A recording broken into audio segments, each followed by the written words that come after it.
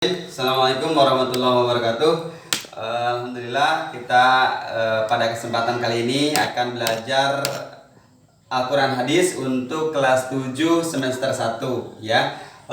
Pertemuan pertama kali ini adalah perdana dan alhamdulillah Pak Guru mencoba untuk mengajar melalui YouTube karena ada beberapa siswa yang kebingungan untuk belajar Al-Quran Hadis. Baik, kita langsung saja ya, kita akan belajar bab 1 tentang Al-Quran Pedomanku ya, Al-Quran Pedomanku.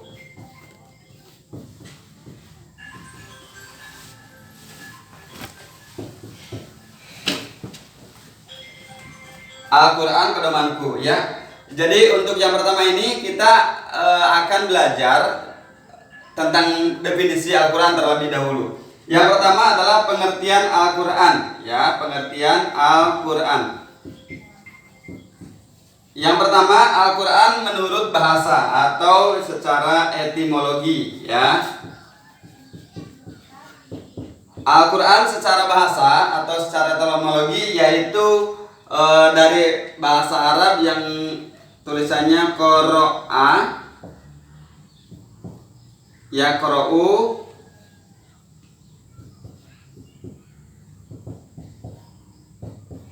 Quran.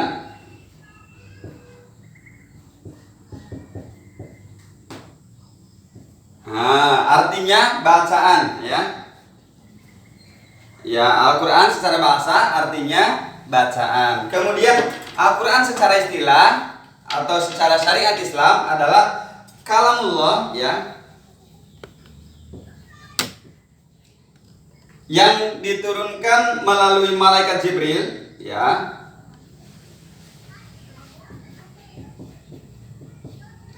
kepada Nabi Muhammad SAW.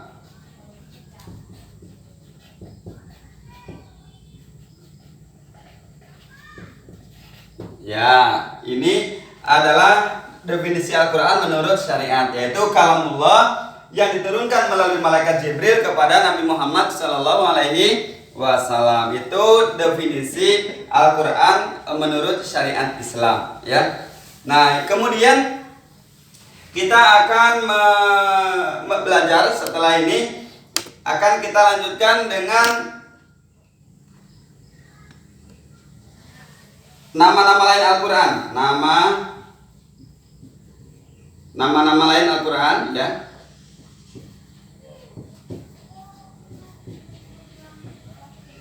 Nama-nama lain Al-Quran. Yang pertama, Al-Quran ini adalah Adzikr. Adzikr yaitu sebagai peringatan. Yang kedua, Al-Quran itu sebagai An-Nur. An-Nur sebagai cahaya. Yang ketiga, Al-Quran sebagai Alkitab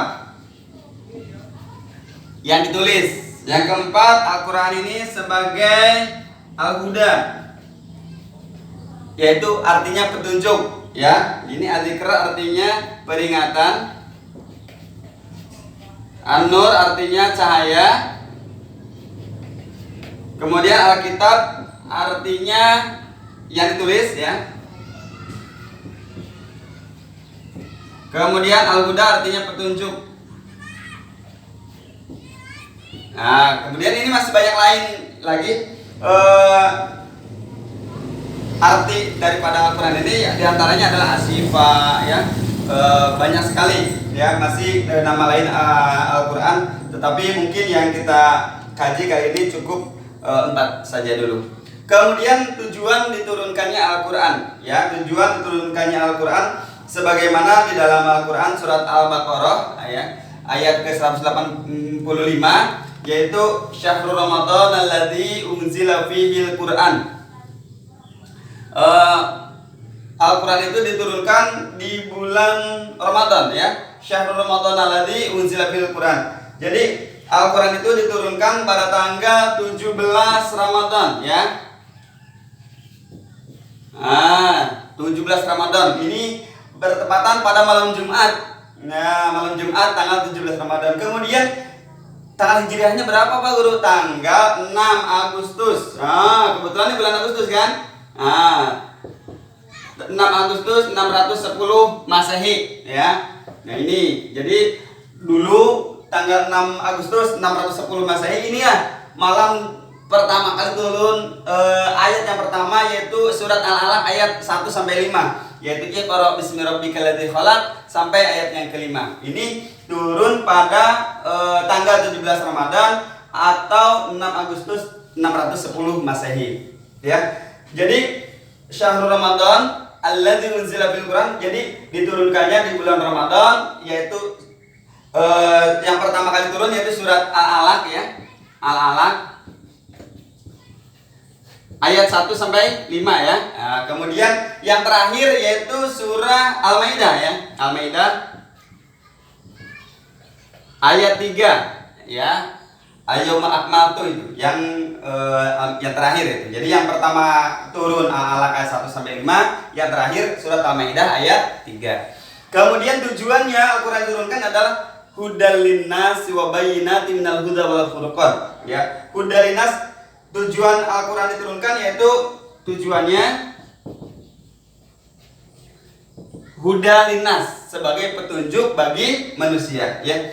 Kalau kita itu punya HP, umpamanya HP-nya Samsung. Nah, kalau HP rusak pasti kita cari ke dealer Samsung. Kalau HP-nya Oppo, ke dealer Oppo. Kemudian kalau HP-nya Vivo, ya ke service centernya Vivo. Nah, kalau manusia ini yang nyiptakan Allah Subhanahu wa taala, maka sebagai pedomannya ya, kalau sebagai acuan hidupnya atau pedoman hidupnya, maka Al-Quran ini, karena Al-Quran ini adalah kalamullah ya, untuk pedoman hidup manusia. Oke, seperti itu ya. Jadi Al-Quran itu tujuannya sebagai huda ya, huda linnas ya. Huda linnas artinya sebagai petunjuk bagi manusia ya. Jadi pedoman kita adalah Al-Quran gitu. Jadi itu. Kemudian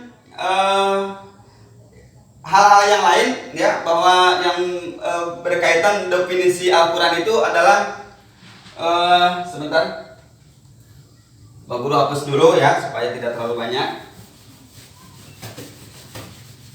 Nah sekarang biasanya keistimewaan Al-Quran. Apa saja keistimewaan Al-Quran? Yang pertama ya, Al-Quran itu kalau dibaca itu bernilai pahala.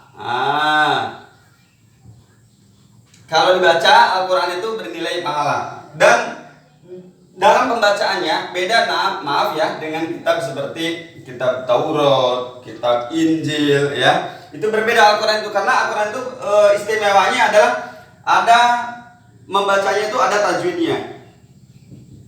Ada panjang pendeknya, ada tebal tipisnya, ada ikhfa, ada samar-samar kalau ikhfa, kalau dengung itu idgham ya. Guna ya, kalau ada dimasukkan bacanya ke huruf yang berikutnya namanya idgham dan lain sebagainya. Jadi bacaannya itu tersendiri. Jadi ada keistimewaan tersendiri cara membacanya ya.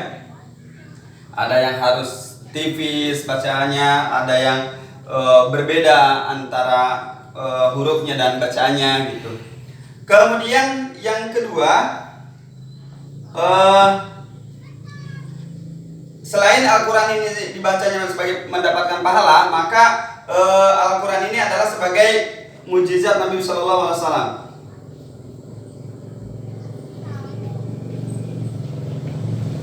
Yang paling besar ya, yang paling besar.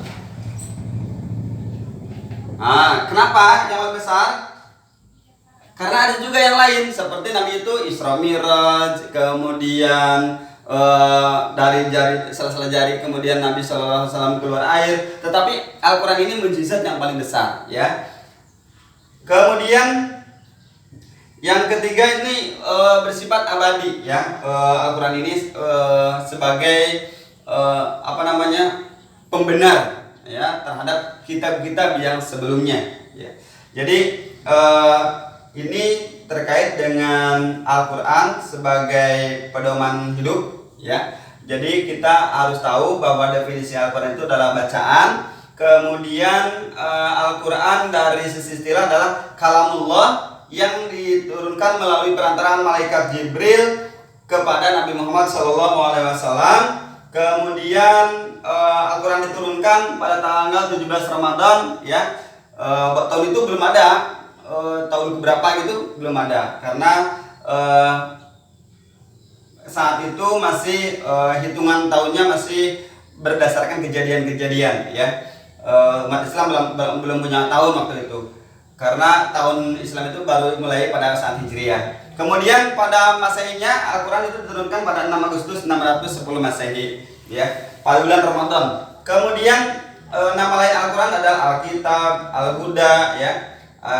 Kemudian yang paling penting adalah keistimewaan Al-Quran itu adalah dibacanya sebagai pahala, ya. Kemudian mujizat Nabi Muhammad SAW yang paling besar, dan yang paling penting adalah tujuannya Al-Quran itu diturunkan adalah hudalinas, sebagai petunjuk bagi manusia, sebagai sumber hukum yang pertama, ya, bagi manusia.